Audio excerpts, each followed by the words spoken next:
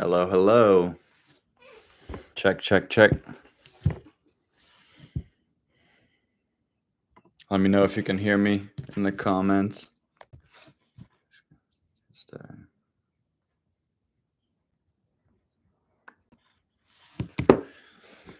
Hope everyone's having a wonderful day.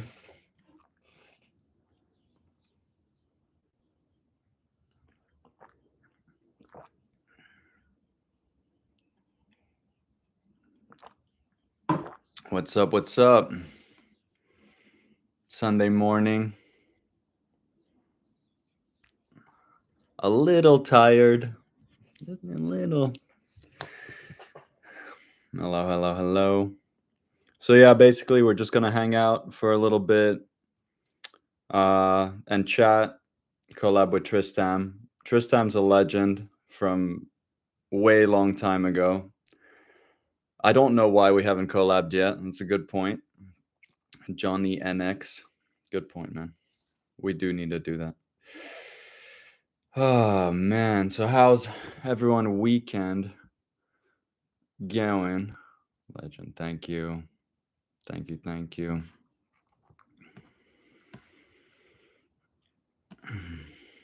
What's in there? The longest. HC, I appreciate that. Been listening to your music for the longest. Ricardo, thank you very much.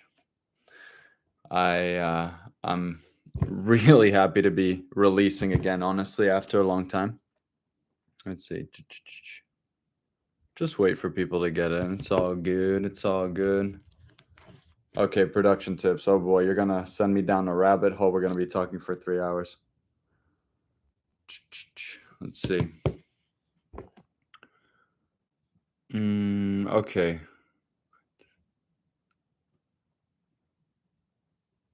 You planning on making some more dubstep again? Big Shez. Definitely, but also just kind of planning on making pretty much anything. Like,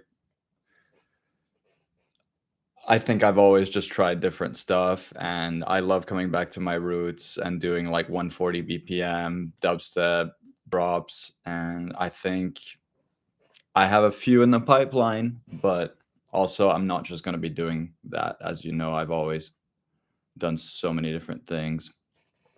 Ray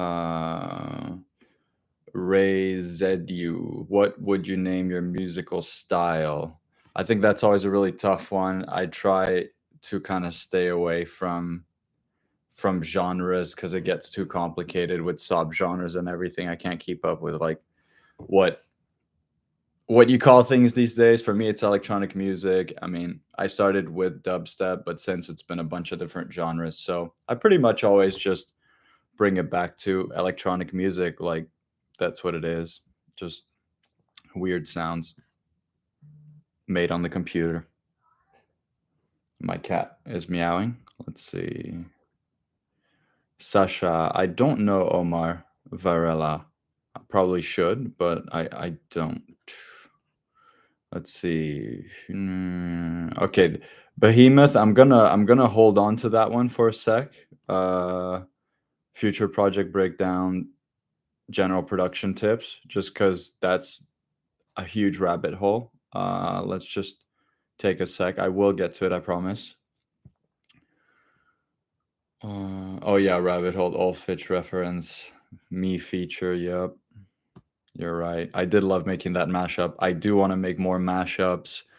Like they're so fun to make. They just don't pay the bills because obviously I don't have rights to the songs I'm remixing in there.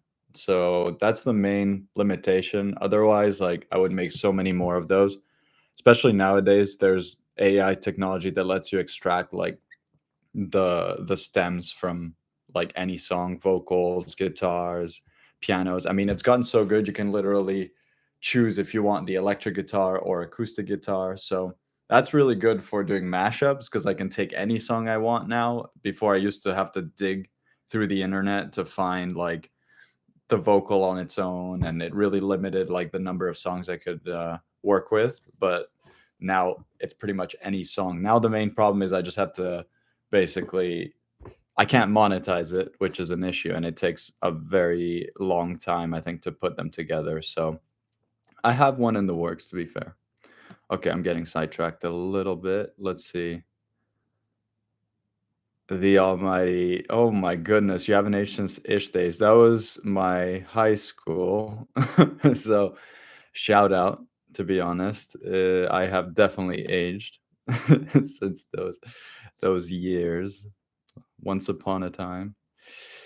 HC tour date for Houston, Texas. Not yet. I'm just focusing on putting music out again. It's been a huge kind of sabbatical for me over the pandemic. I just had to kind of pivot to doing like client work, music for like TV shows and just, you know, whatever pays the bills when there was no shows. So I kind of took my time coming back, and I think my main focus was just getting the music for those shows. So now we're getting to a place where the music's coming out again. I feel pretty solid about what I've been working on. Sorry, I'm getting messages about other questions. Um, but yeah, so the music's first. The touring is coming. The shows are coming. I promise. I just don't have dates quite yet. Hello from France.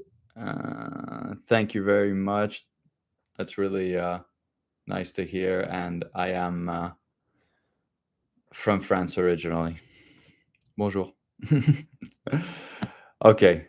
Let's see. In the shadows, Ricardo, thank you very much. Again, I do want to do kind of an alternate, like an updated version of that, since a lot of people really did like In These Shadows. So I was working on a little something. It's in progress, but that's just a little teaser.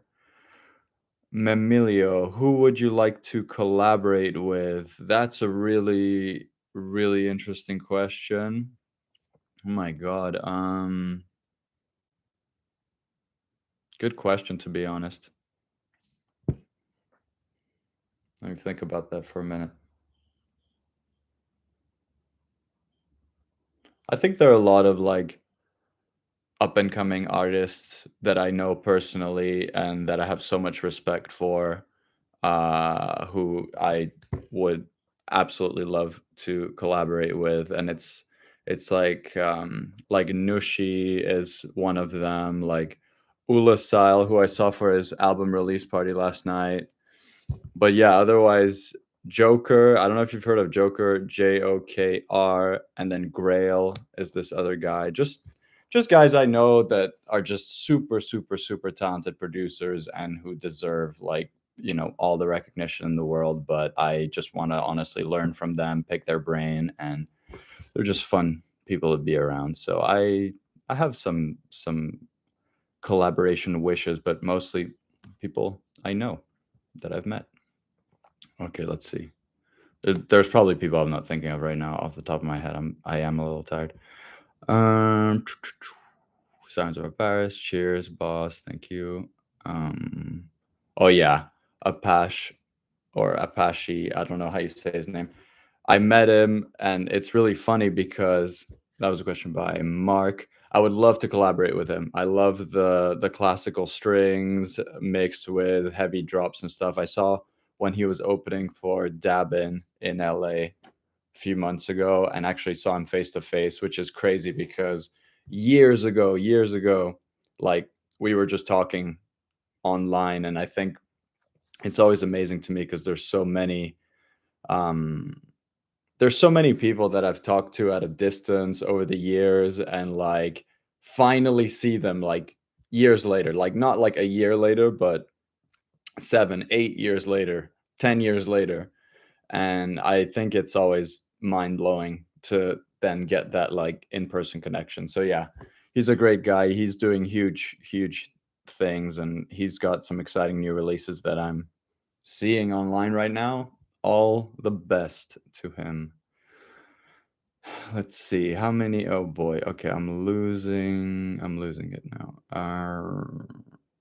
How many songs would you say you have planned at the moment? Okay, I'm not gonna give you a number, but I have like regular songs planned. That's about as much. Like I just want to focus on like continuing to put out music rather than necessarily putting out a bunch of songs at once. Not going to spoil anything, but yeah. So regular releases, I just want to keep new music coming, and my main focus is just give you something new uh pretty often. That's kind of that's where my head's at. Say your name. I don't know how to say it properly. Wheelie. That depends which name you're talking about. I hope you know how to say Fitch, ideally. If you're here, I mean, on your Sunday. Big Shaz. Thank you, thank you. I have to kind of move a little faster. Okay, Miral. How would you feel about collab with Crywolf slash Mako? I should probably know who Mako is. I don't. Crywolf's amazing. I love his musicianship, and I think there's just so much emotion and feeling in what he does. And I always like when there's melodic elements and song elements, and it's not, I did instrumental tracks that are drops and that are just exciting and just there to go crazy. And I think instrumental tracks are really fun. I just got to a point where like I wanted to sing along to it. I wanted there to be something that like, you know, well, this is cheesy, but that you could sing to your kids, you know what I mean? Like just something. And I think that's what I love about, artists who also explore vocals, because it just gives that thing to remember that, I don't know, just ties it all together. So Kryvel is incredibly talented. I love doing that remix that I did for one of his songs. And if we can collab again, that would be amazing. Carmen, yeah, BL. Oh my god, I still listen to music since Ish days. So people who are talking about Ish, that's unbelievable to have you here. Like so many years later. I appreciate it. Like that's my high school in the Netherlands. So like many, a long ways from here. Let's just say, but all the best to you. Sending my best, genuinely. Mike, hello from Maine. What is up? Oh, you guys are bringing the questions. Really? Okay, now let's see.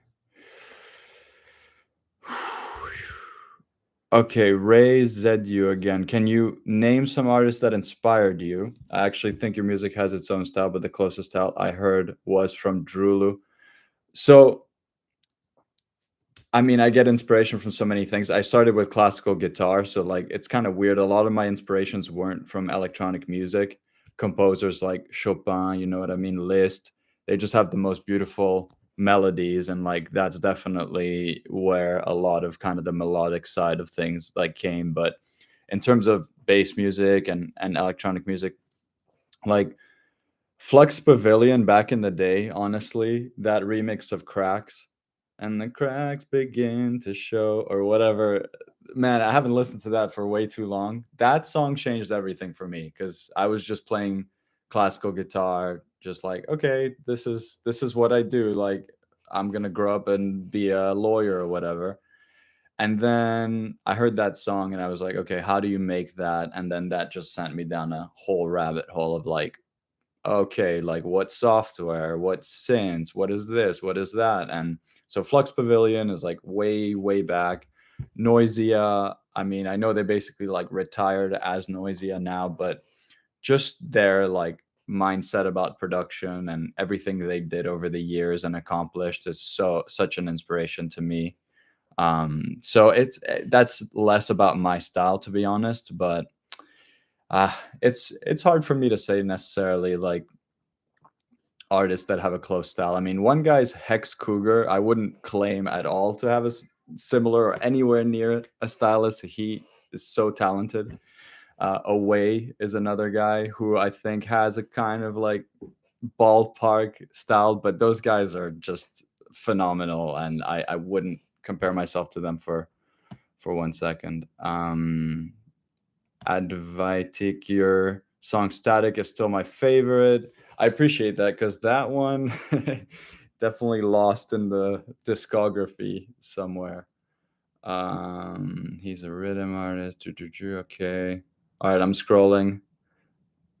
Do you plan to make a song similar to Echoes and lyrics? Yeah, Memilio. That's really nice. Yeah, it's a different, definitely a different like pace than my other songs and a lot more like soft in a way. But I enjoyed making that years ago. I definitely have some songs that are a little bit like that are just easy to listen to and like that are kind of focused around a sweet a sweet song. There's also some sweet songs, not just bass in your face.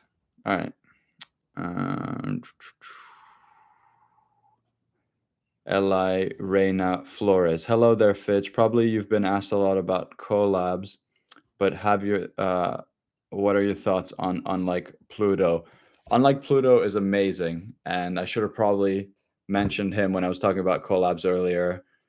Just such a great musician, such a great musician, and he's got such a great mindset in the sense that he just like does exactly what he wants, and he has like an insane like release like pace. I don't know how to call it even, but I know that he was just releasing really frequently at one point, and I just love to work with artists who are just like creative like that and just have ideas and don't overthink and just keep moving. I Overthinking is tough, and like being a bit of a perfectionist, you kind of like sometimes stop yourself from just putting out music and like moving forward. So, unlike Pluto, fantastic artist, would love to work with. Okay. Not seeing feed. Have you started streaming? People are asking questions. I'm pretty sure you guys can see me, I'm hoping. I'm seeing questions. If I'm just speaking to myself and no one can hear me and it's a black screen, that would be actually hilarious. Let me see. Let's see. Feed is fine. Okay. Music for games. Oh yeah, yeah, really interesting. Okay, cool. I'm getting to all of this. Just for a sec, I appreciate everyone taking time out of their Sunday to come hang out and drop your questions. I There's a lot that I have to get through, but I just want to say that I appreciate you all being here. Um, right here. Okay, include more lyrics. Space laces. Wait, I accidentally got sent to the bottom now. Oh, boy. Okay, Rotterdam, Netherlands, Carco Project, French producer, collabs with Emmanuel Apache. I don't know Carco Project, Matthias, but it sounds like I should definitely know who that is. But no, Emmanuel Apache, I do know. Er, Carco Project. I'll write that down and check it out. Hello from Saudi Arabia. Hello. Hello from Russia. Hello. Hello, everyone. What do you think about space laces? Really? So that's from Vapor. Uh, Unbelievable producer, technically speaking. Like the sounds are just absolutely next level. And honestly, never seen them live. I think that that would be a live show I would really love to see. I think it's some of these producers that are just absolute geniuses and on another level. Let's see. Thank you, Mike. I did enjoy making that remix of Right Here, Right Now. Mas, do you speak Dutch? No, I can mostly understand it, but I have a terrible accent and I wouldn't say that I do. Yeah, because I'm going to get called out by the Dutch speakers in here. Love the vocals on Toxin from Rose. Thank you very much. Is it possible for me to do a drill remix of them? You're gonna have to ask Mousetrap because like Toxin, I don't own the rights to that, and I think it's many years ago.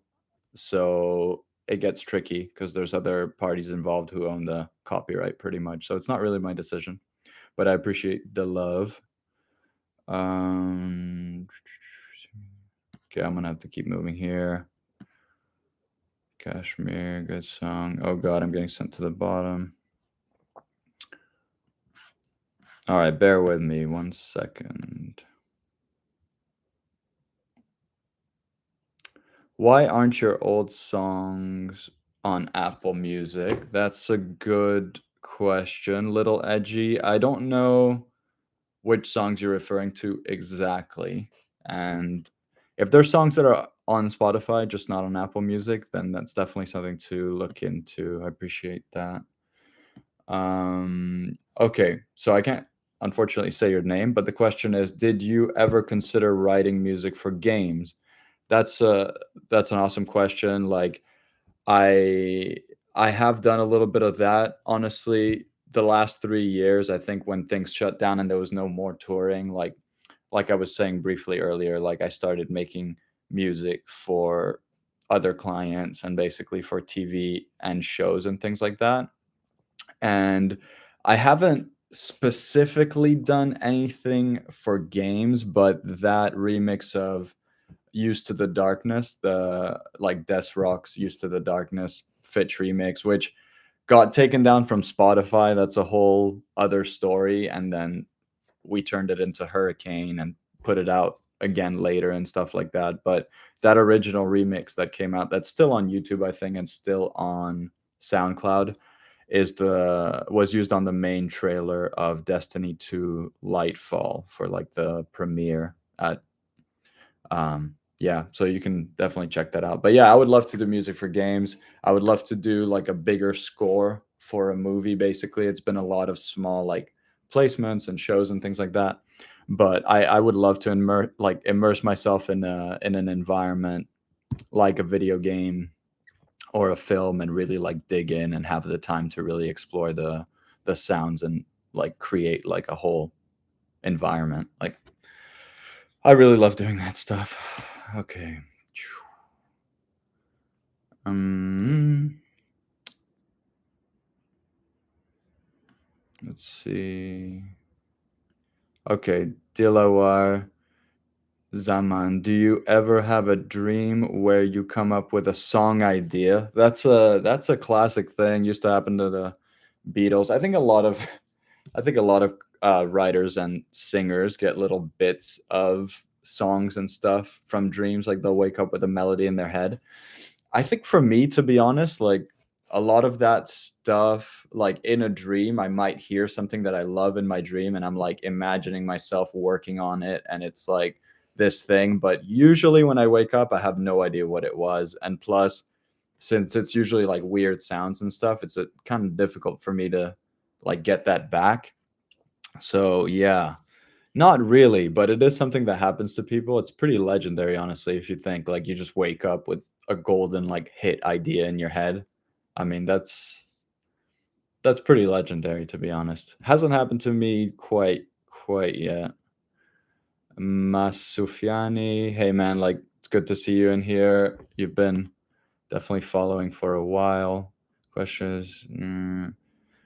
Okay, my question. You think being in LA is a good position for you as an artist? Tell us some pros and cons.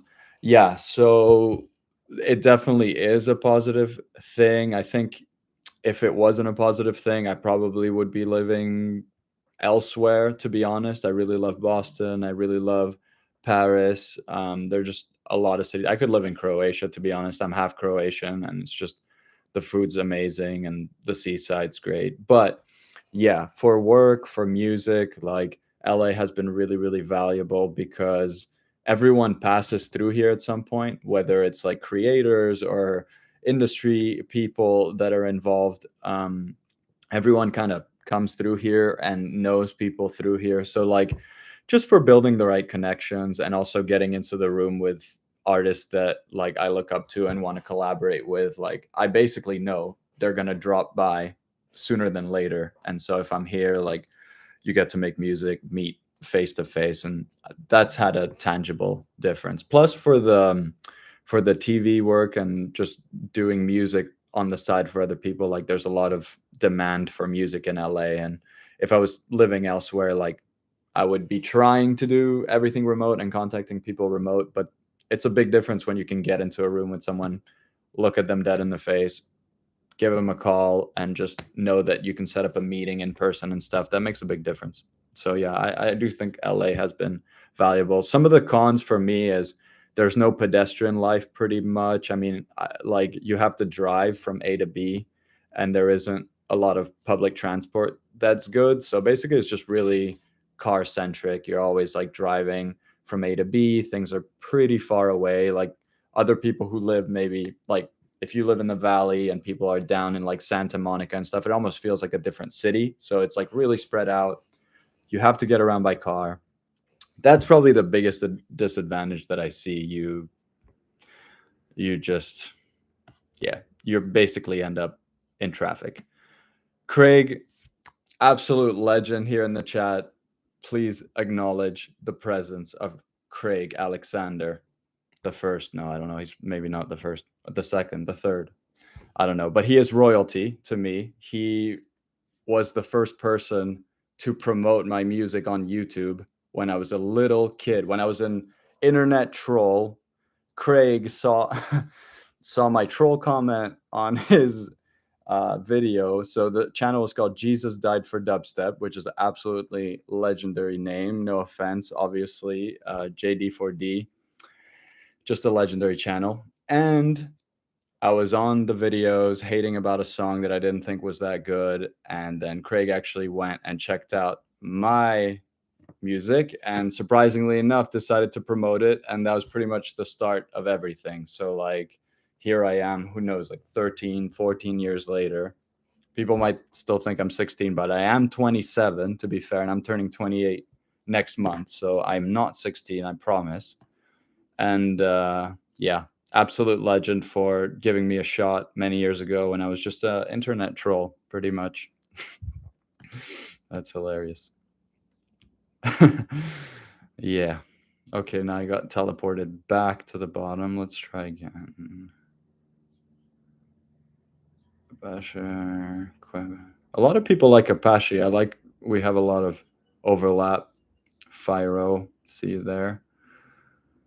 Behemoth, how do you reflect on Skrillex's recent releases? I'm really happy for him, to be honest, because like I just want artists to do what they want to do. I think there's always this struggle where like an artist or someone's looking for what people want to hear. I think that's a huge problem. Like when you start getting in your head and kind of looking at, oh, what are others making? What should I be making? Like that's as an artist, that's I don't think you make your best work. I just don't think you make your best work like that. And I think there's something that happens when you do what you want to make, which is basically that a lot of the time people come out and say, oh, make more stuff like your old stuff, which honestly, when people tell me that, I really appreciate it. And my only response to that is if you like the old stuff, please continue listening to the old stuff. Cause like that was what I wanted to make back then. And I put my heart and soul into that. And I can't really replicate that. You can't manufacture that. And plus, you get attached to older stuff, obviously, because like we grow up listening to it and we're nostalgic about it and we like of course we value that stuff over other things. Anyways, so back to my point, all I was saying is like I can see Skrillex just pivoted whatever direction that he wanted to go, whatever music he was feeling at the time right now, which is this kind of hybrid like house stuff, which is really cool. It's a fresh sound and I'm just happy for him that he's doing exactly what he wants to do and seems to be having a lot of fun doing it. I don't think it's possible to please everyone if you're trying to make what people want you to make and things like that. So I'm just happy for him for living his best life, to be honest. Uh, Big Shaz, would you be able to upload that Don't Tease Me remix for Steve Aoki that I did years ago as a free download? I don't know if I still have it, to be absolutely fair. And the other thing is, I don't know how that works in terms of rights and things. I don't think we really had, like, we're not allowed to, like, distribute it, basically. So I'm not sure about that because I'm using stems that I don't have rights to that were just for the remix competition. But I did leave it on YouTube normally, so that's probably still the best way to hear it, to be honest. To be fully honest. Prod BUQA, do you have any works that you will publish in the style published in Trap Nation? that is in a style that we can call trap. It may not be called trap.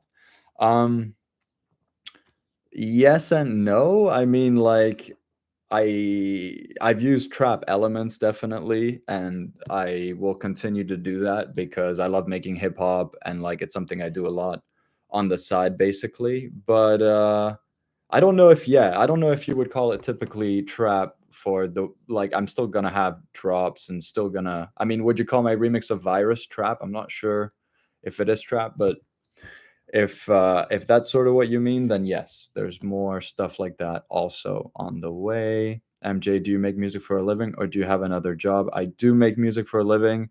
I don't only do Fitch, like I was saying. I do music for other clients, advertising, TV, whatever people need, pretty much. And I love doing that, but it's not all Fitch, and I think it's just a lot of different things. I've also done a decent amount of like teaching and stuff, production, like one-on-one sessions with people, which is fun, or like seminars with groups of people. I like teaching too. I really do like it, and I've always looked for kind of the community building aspect of like, getting a bunch of producers in a room and just talking about plugins and stuff, which there was a question early on about production techniques and things like that, which now I'm definitely getting sidetracked, but I want to still get back to that question. Let me see if there's anything really pressing. uh,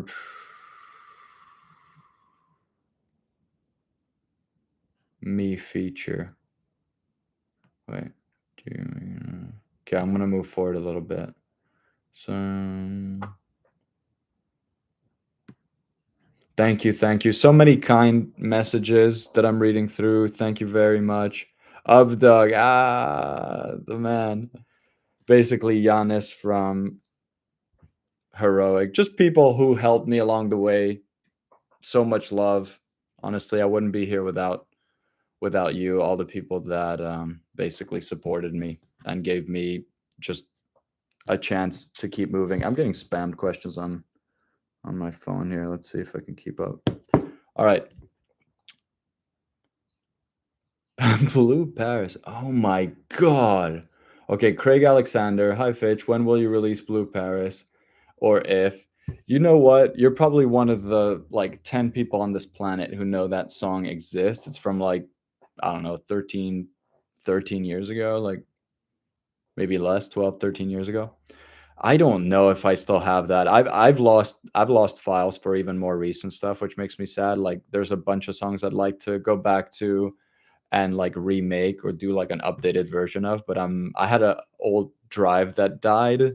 I know I can just blame it on my old dead hard drive, but genuinely like I don't know if a lot of those old songs or stems are going to be able to be recovered, which also reminds me there was a question on my Instagram about like the old songs, um about old songs that were on my YouTube and that aren't available anymore. Like, I think over the years with the different labels I've worked with and different people who manage my YouTube, it is kind of sad to say, but like we kind of filtered out some of the older stuff and I kind of went along with it. So I do apologize for people who really love some of those kind of obscure early tracks. I think things just got kind of cleaned up over time and some things are no longer available. But yeah, those blue pairs, oh my god, you're one of the 5 people who know about that. Mike, I did go to Berklee College of Music. That my audition is online. I saw someone write about that. Let's see, Craig. Oh my god. Okay, Craig. Sorry, I have to answer Craig because like he's an absolute legend who and I wouldn't be here without him. Okay. Do you play any video games, Memilio? Not really at the moment, to be honest. Like, I haven't really been finding the time, like, to be fully honest. I am looking forward to like the next GTA someday. I played this game, Payday 2. I know there's a new one that came out, Payday 3, which is fun. It's like heisting banks and like used to play that with friends, which is honestly great. But yeah, no, unfortunately, not really finding the time lately for any games. Um, Okay, thank you, thank you. Let's see. Love you. I can't find in the shot. A little edgy. I can't find in these shadows. Okay, that I love you and wake up on Apple Music. Well, wake up isn't never came out to be fair, but yeah, the other two that is concerning. So we'll look into that. I think Apple Music, my Apple Music's a little confusing right now. I think I have a few profiles on Apple Music that are all Fitch and not everything's in one place. So we have to clean that up basically. Emilio, when is another collaboration with Kaiwachi? I don't know, but he's absolutely amazing and his production is just groundbreaking. Rose Diamond, what's your vocal mixing chain? Uh Good question. It's pretty insane these days, but I think I've been starting to use more UAD plugins, but I don't have UAD hardware, so it's I used like the Spark UAD Spark bundle pretty much, which has everything I need. I love their like Neve preamp module, which kind of like warms up the vocals, because a lot of it, like when we record, like I don't have any crazy like hardware in the studio. Like a lot, I've just learned how to post produce stuff and make it sound good afterwards, no matter how it's recorded.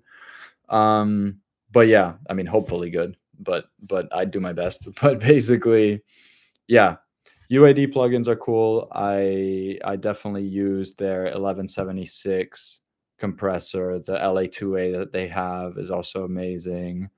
Let's see, what are some like secret? I love the stutter tape from UAD as well. Otherwise, I also have the Slate digital bundle, which has a lot of cool stuff. I love the virtual mix rack has a lot of things that work really well with vocals, just giving them that like analog treatment that we're kind of used to, but now we have it all in the box and it sounds good enough that most people don't know if it's plugins or not. I mean, that's a contentious topic. I definitely think there is a difference between the hardware and the software, but I think the software has just gotten really, really good over the last few years. So yeah, just like those are some things in my vocal chain. I think, for more surgical stuff that I need to do, I use things like Soothe 2, like to calm harsh frequencies, and that plugin's pretty useful to be fair. Yeah, that's some stuff. MJ, are you still in contact with Carmen Forbes? I am in contact with her. She is doing her project and just doing the music that she loves, and I respect that so much. So I just wish her the absolute best, and we are in touch. And ideally, ideally, I would love to do another song in the future. I think that would be a nice kind of full circle moment. But obviously, I respect whatever music that she wants to focus on, and like I'm doing like bass music and drop electronic, and she has this beautiful like smooth voice, and her instrumentals are just gorgeous. So like that's absolutely up to her. But we are in touch. We are in touch. Okay, let's move. Thank you. I'm just going to say thank you and not read these, but I really do appreciate the kind words. Okay, I'm going to keep moving. Up dog, another one. How have you navigated not mass releasing over the last years and keeping true to your craft and developing it, not feeling rushed? Um,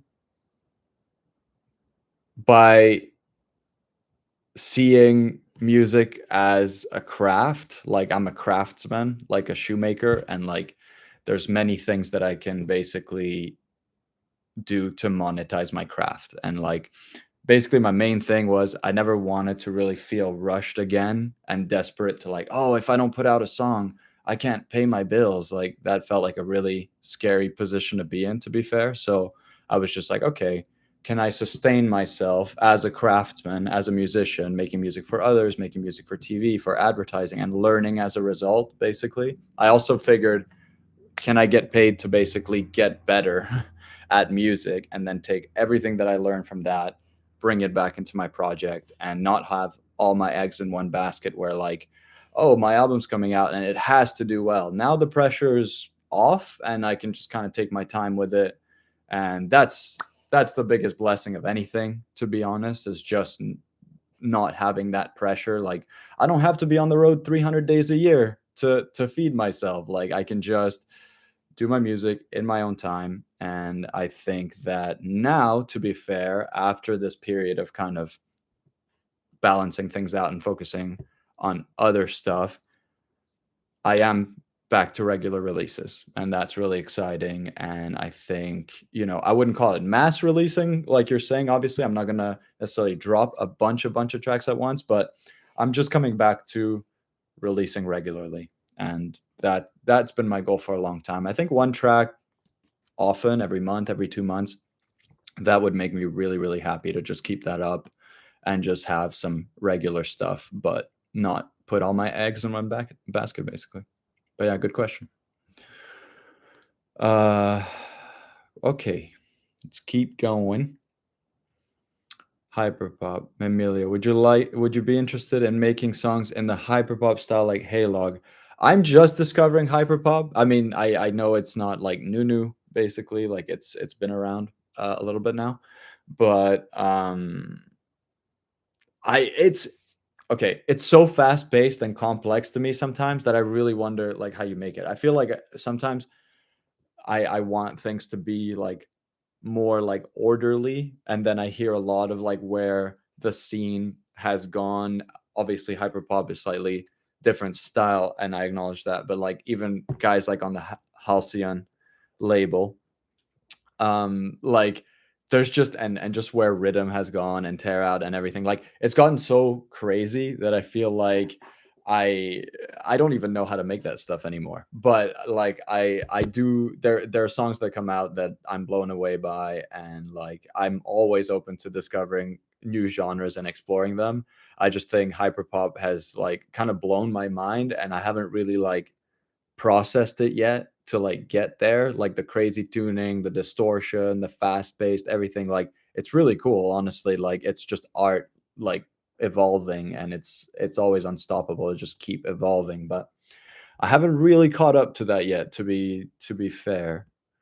Okay, Craig, acknowledged, my brother. All right, your sound is, thank you very much. Collab with Kashmir, little edgy. I mean, honestly, I don't know if he knows I exist, to be fair, but I love his sounds on Splice, so, like, I think we could make something really fun. I think we are probably in very different worlds at the moment. Uh, Mira, why don't you make videos for your musics? I mean, to be fair, like, I try to make my videos, like that lyric video I put for Don't Turn Out the Lights, and like Beyond was obviously really, really simple. Like over the years, I'd say a good example is like Down the Rabbit Hole, where I try to make this like visualizer video and stuff. Like I just do that myself. Like I think when there's more budget and we can really invest in like music videos and basically just have a huge like push behind the songs, like I'm still independent, you know what I mean? So it's just like I do my best with what I have. A lot of the stuff ends up being DIY and kind of like figuring it out on my own. So, like, I would love to do really cool videos with a big budget, but for now, we're pretty much keeping it simple and just focusing on putting out as much music as possible. Let's see. Hi, how are you doing? I'm doing great. I'm a little tired, but I'm so happy to be here right now. I don't remember everything. Ray Volpe. Noha Korai. I don't want to be the kind of gal who asks collabs, but I think one with Ray Volpe would be awesome. He did a great remix of Altitude. He did do a great remix of Altitude. And he's another one of these producers that is just technically on a whole different level. And just musically and everything. And as a person, like everything I've seen from him is just like amazing. Like he's just been so kind to me also in the couple like exchanges we've had. Like I just wish him all the best. Would love to collab in the future. I think he is just like on cloud 9 right now. Had this huge release with that laser track that everyone played a zillion times. I mean, that's just a beautiful story in itself. So all the best to him. Uh, how would you go about a collaboration with Fitch? I'm a little confused about that one. Rose, with all due respect, I have no idea. I collaborate with myself all the time, actually, to be fair.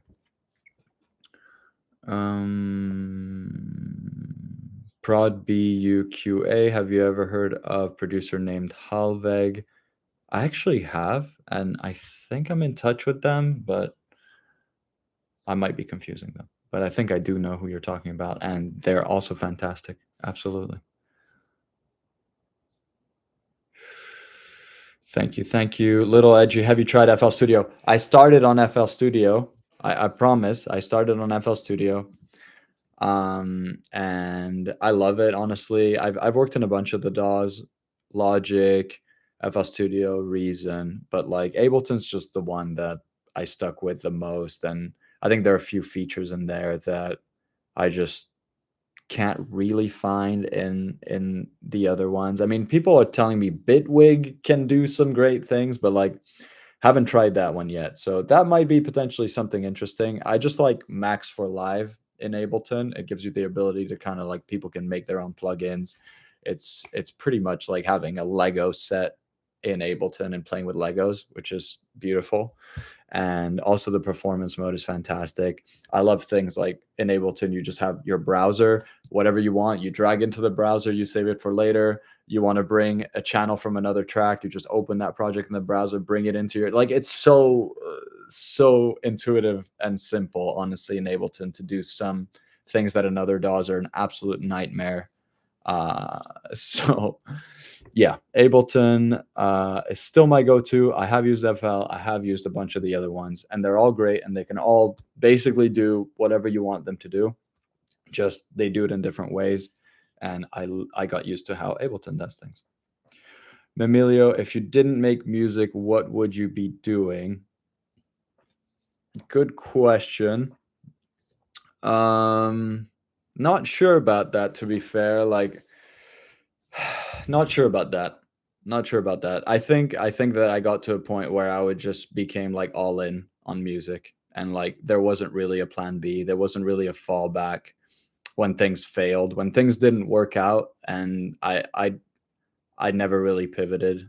And I think even if I fail again, and even if like everything that I'm building up right now crumbles again, I'm probably still gonna be making making music, opening up Serum, finding a DAW, finding a crappy pair of headphones, and making like I'm not gonna stop. That's the thing. So I think I think those days are behind me. Kind of committed at this point.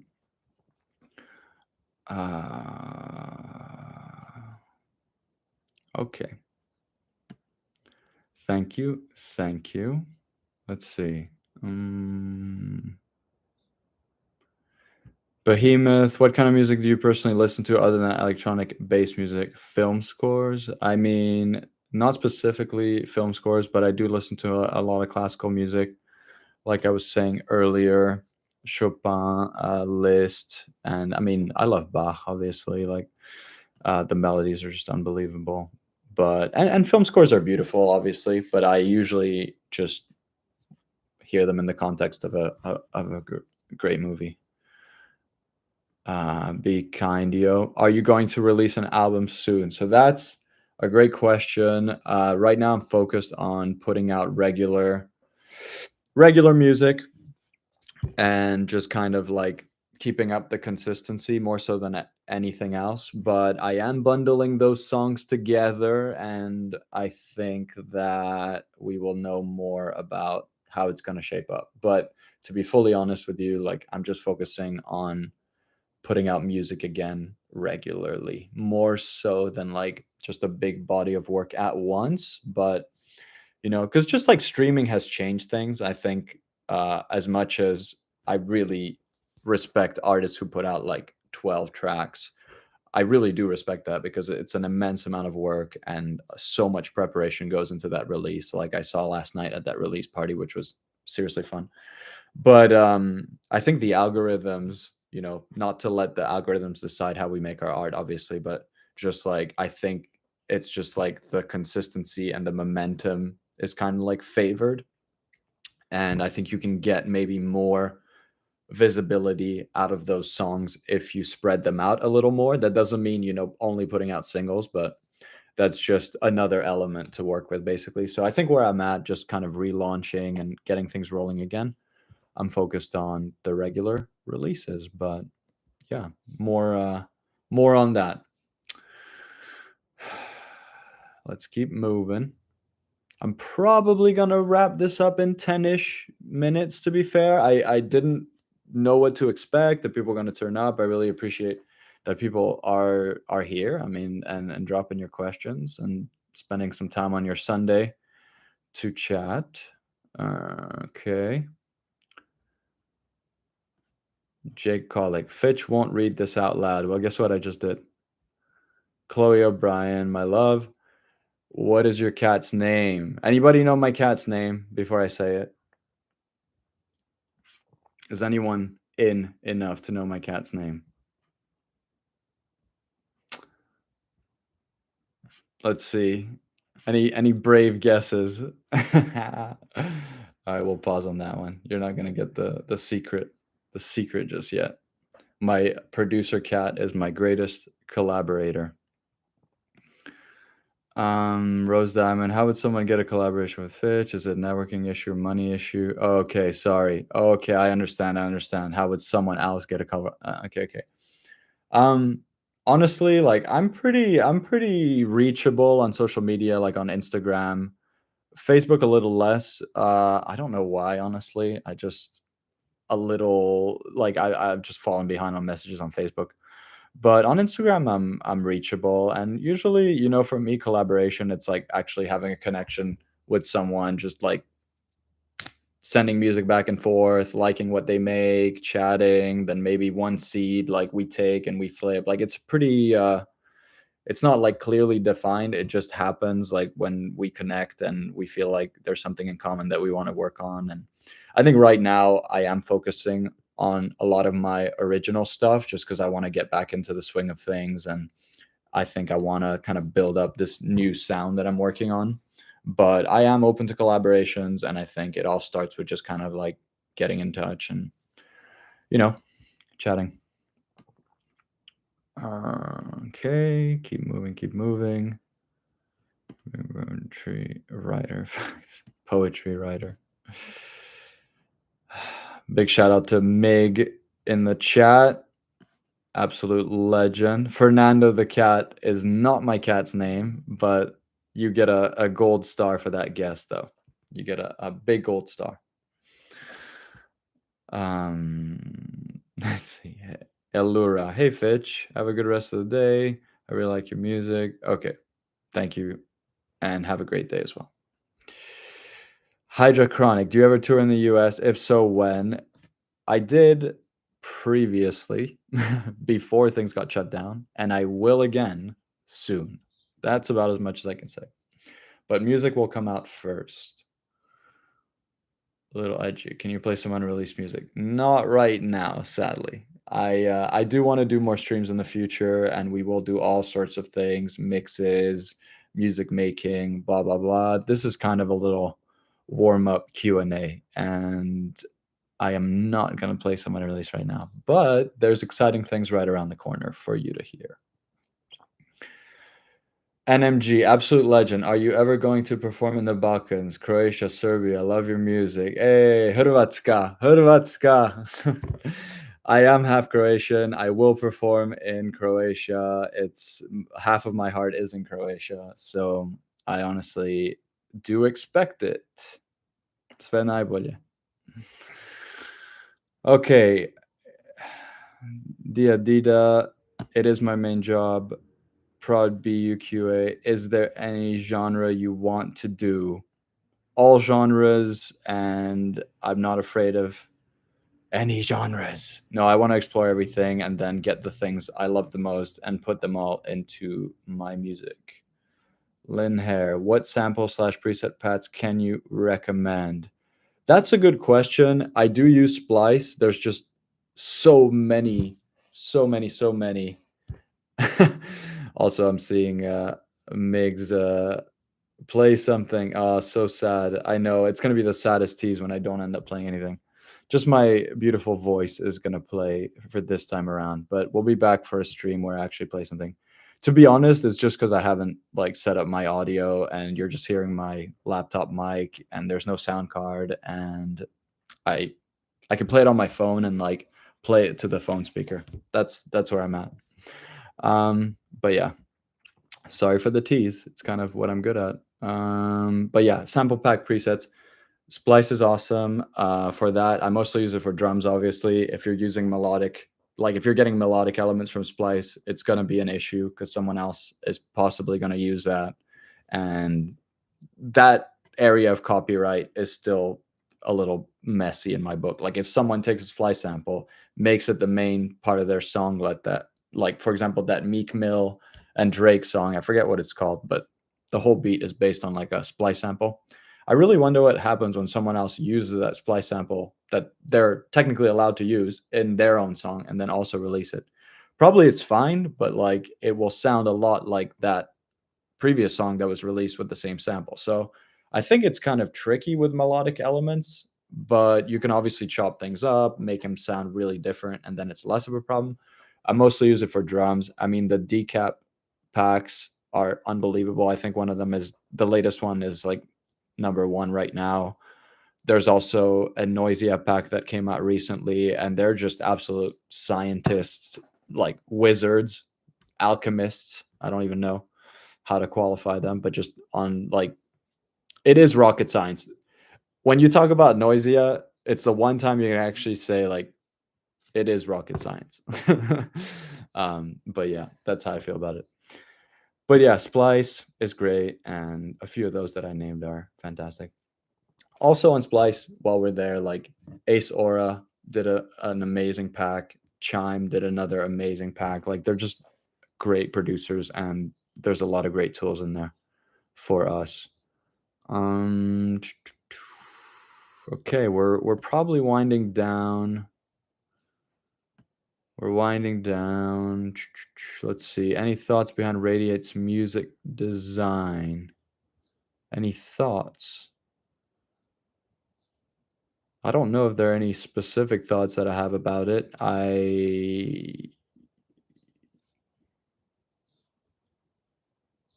Yeah, Radiate. I don't know. It's kind of has its own like sound and it's at a different BPM than I was pretty much used to, but yeah, not really any specific thoughts with that, except I like to keep melodies, I like to keep chords, and even if I create a drop and stuff like that, I love to have something that you can just like hold on to, sing back, and get stuck in your head ideally. That would be the best. Let's keep moving. Okay, the collab questions I will skip for now because we have gone over it a little bit. Of all your songs, which one did you like to do the most? It's hard to say, but honestly, probably one of the funnest songs that I've made up to this date has been that Down the Rabbit Hole mashup, just because I was able to work with so many songs that I loved and then put them all together with new music and the way that I saw and stuff like that. It's honestly like it's hard to beat that. You get to work with like Billie Eilish, Kendrick, Biggie, whoever else I put on there. I mean, I love doing those mashups to be fair. All right. What kind of style does your music fit? TCR? I mean, at this point, electronic, bass music, dubstep, melodic dubstep. I don't know. I'm not good with subgenres. It's electronic music. All right, mega sad, but you got a gold star, so you can't be too sad though. Behemoth, how do you mix your synths again? Uh, Mix my synths. I think it's really a case by case, to be honest. The one thing I can say about mixing synths, I think, is that like so much more of it comes from the actual synth design, like the sound itself. I think a lot of times early on, I was having issues getting things like mixed in a way that worked.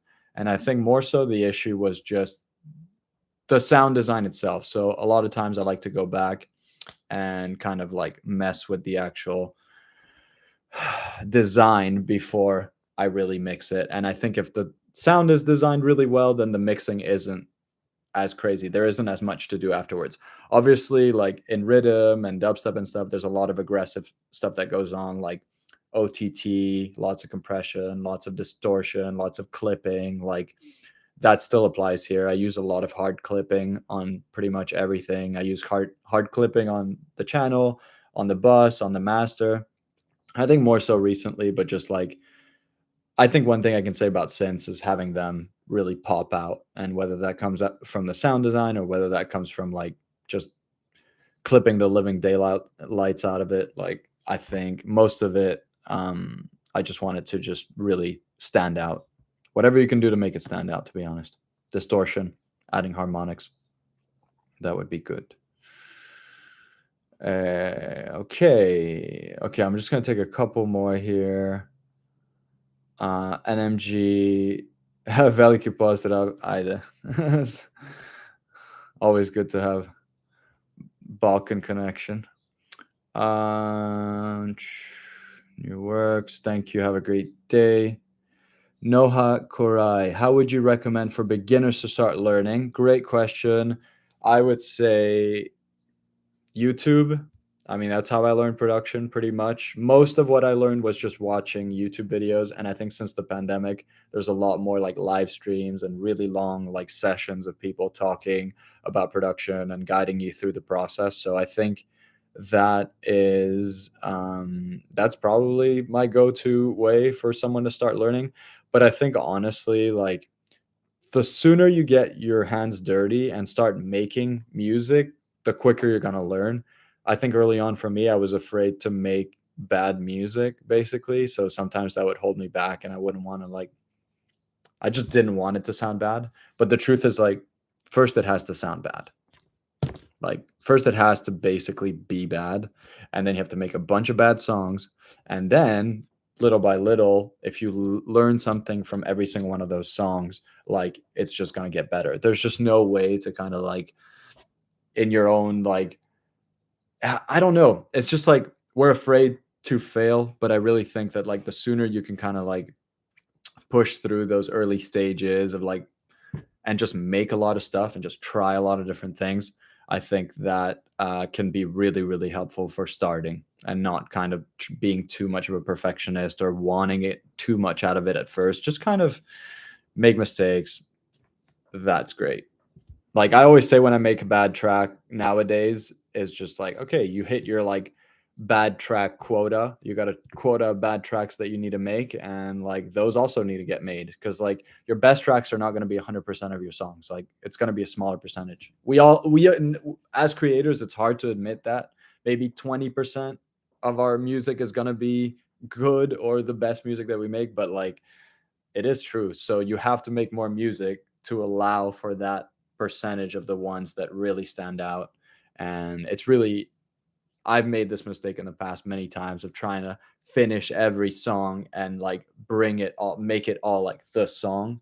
And I think in a lot of those cases, it would have been better to just like maybe hold off on that one and just like make 5 other songs and then go with the one that I'm feeling the strongest about. That would be my biggest like beginner learning tip. Okay, Downright was dope. Thank you. Speaking of which, how did you find Matrix 4? We're not gonna go there. I still love Matrix 1 the most, and that's probably the most I will say to be respectful. I love Matrix as a concept. I just maybe I'm nostalgic and just tied to Matrix 1, which was my absolute favorite.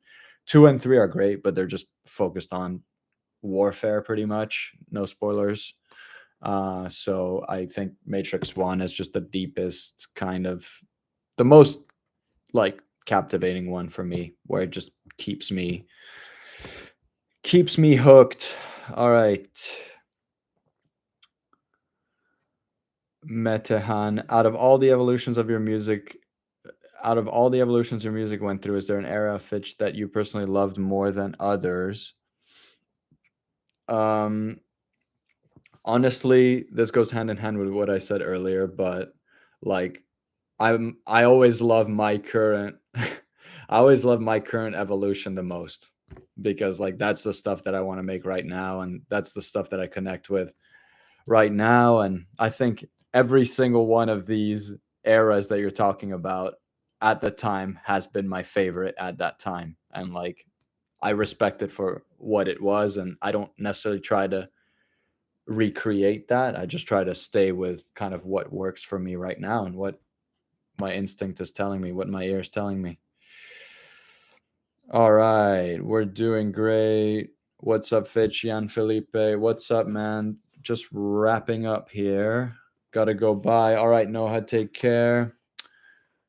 Noah, being better, not getting better. Anyway, thanks for your time. I hope you have a great day. I'm not afraid of being bad. I'm kind of more afraid of not getting better.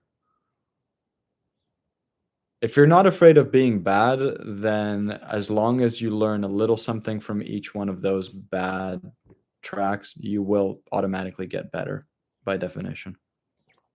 Why are the people leaving? Because it's been an hour and it's Sunday and we all have other things to do, I do think. Let me see if there's any last ones that I might have missed.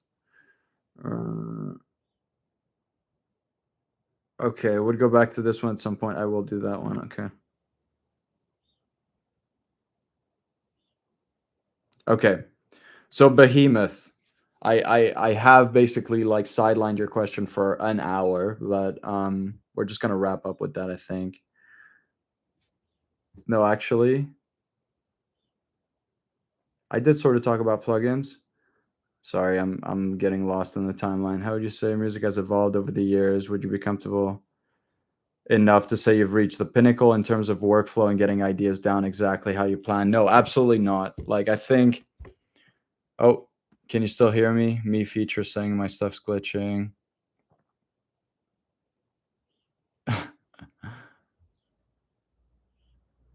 Okay.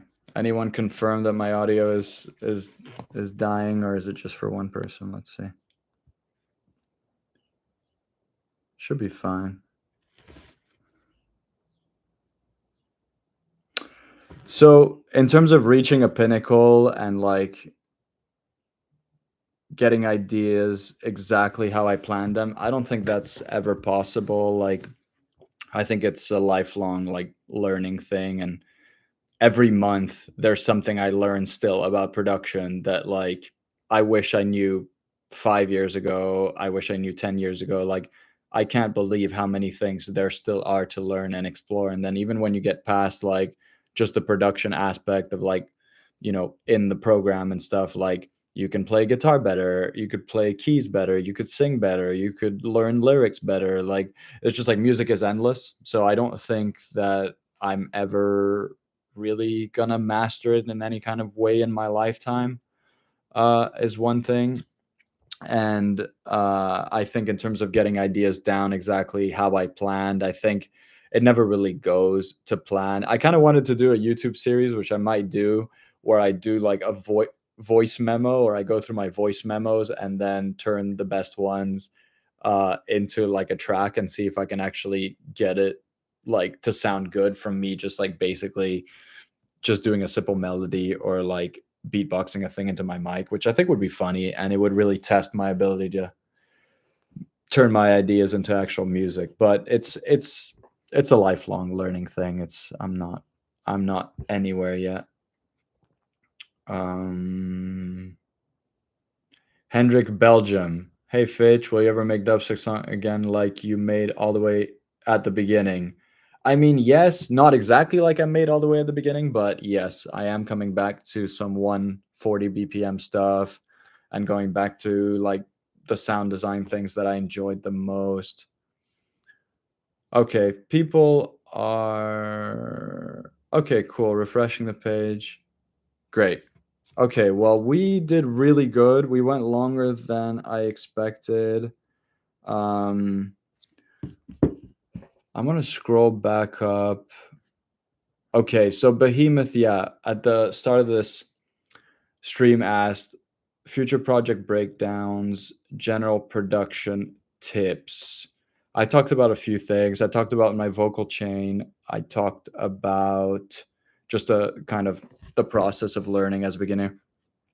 I will say one more thing. If there's a production tip that I can say that is, if I could give, it's like the desert island thing where like if you could be on a desert island with one person, like if there's one production tip I could give, only one production tip I could give that is supposed to make you like help you the most, it would be use reference tracks.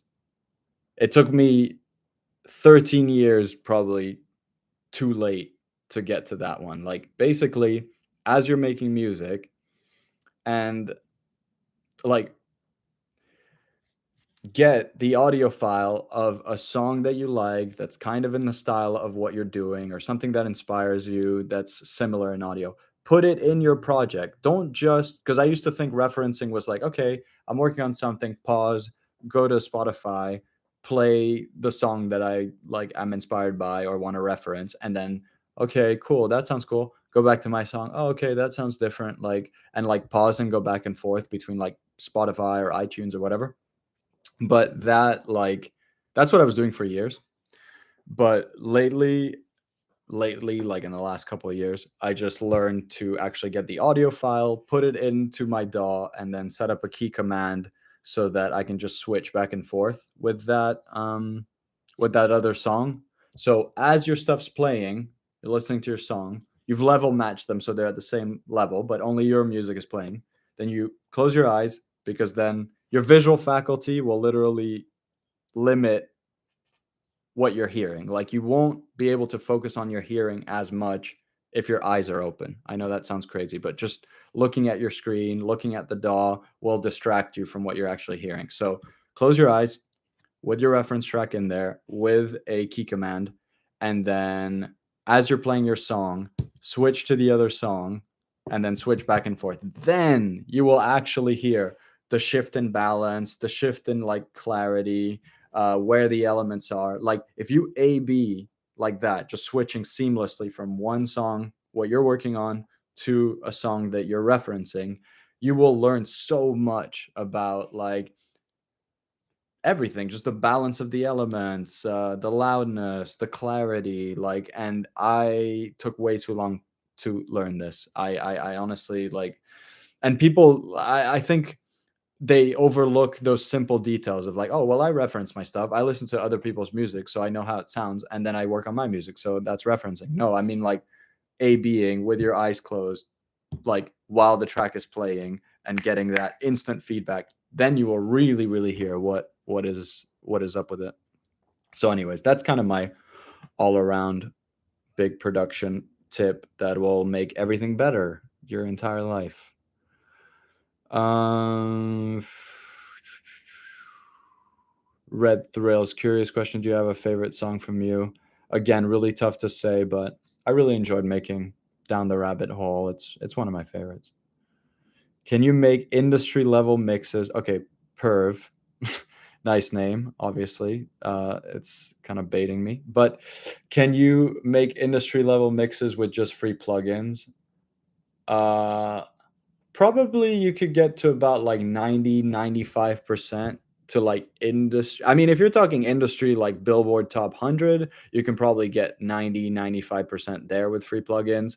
And I think if you're just talking about like industry level in EDM and bass music, 100% you can get industry level uh like bass and electronic music mixes with just free plugins. I really think like the way that you listen, like what is that thing called? Sound Gym?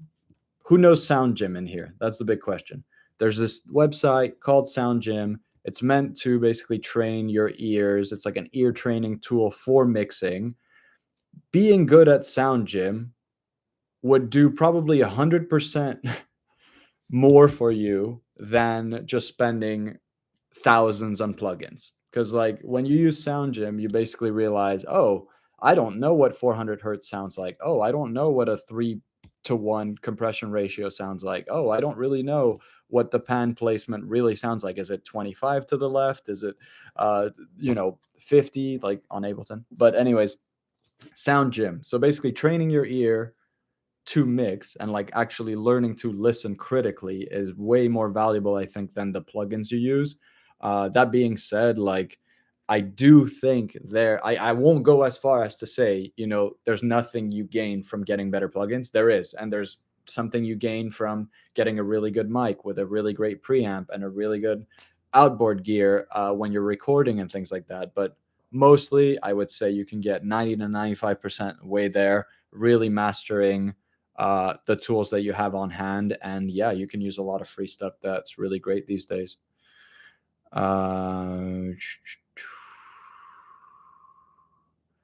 Metahand. Get less lists online compared to stuff. Honestly, I'm really happy with how Don't Turn Out the Light is doing. Like, I am releasing independently right now with Create Music Group. So there's no label support up front. It's just me basically like putting it out with support from Create, which is fantastic. It gives me the flexibility to put out any music I want. I get to plug it in and set a release date and things like that. So it gives me like control, and I keep a lot more of the ownership of the music. So I think the trade-off is worth it. I think as I continue to put out regular music over the coming months, yeah, I feel really good about just the music itself, and my mindset has always been just focused on like if I put out the music that I want to put out, it'll do what it needs to do out in the world, and like whatever that equates to in terms of listens and stuff, I'm totally fine with that. I'm really thankful for all the people who message me and have like a connection with my music. That's way more important to me than just like the number of people itself. So I'm really thankful for the great like response that I've gotten for Don't Turn Out the Lights, and more music coming. Reach Poland. What's up? Great to see Poland in the chat. Okay, I'm probably gonna call it because I didn't expect to get this many questions, and I was gonna do it for an hour. So we're in the encore. This has been the encore for like 15 minutes now. Not a family of musicians. Let's see if I can do it. Like a speed round. No, it's not possible. These are okay. Nope. All right.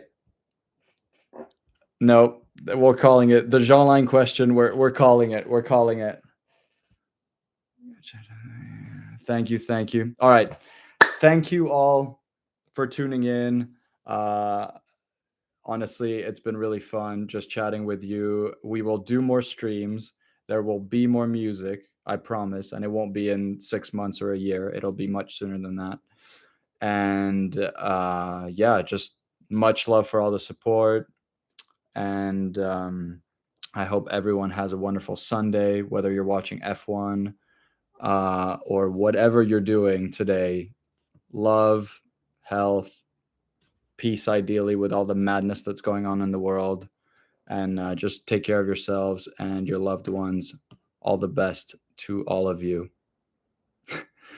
Yeah, the jawline question really killed it. All right, you guys. Love you. Take care and see you soon.